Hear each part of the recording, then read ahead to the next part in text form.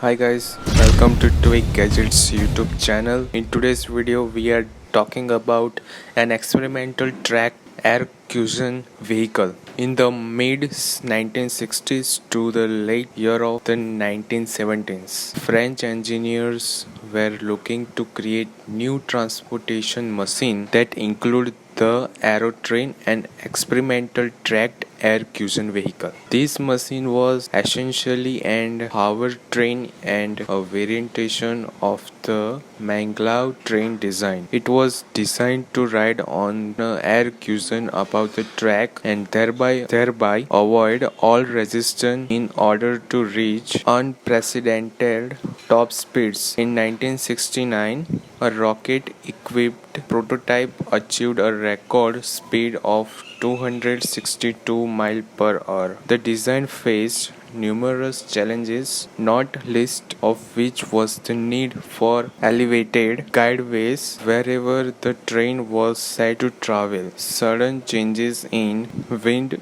pressures could also cause problems. The project was eventually scrapped due to the lack of funds. If you enjoyed the video, hit the like button and subscribe to my channel. Bye.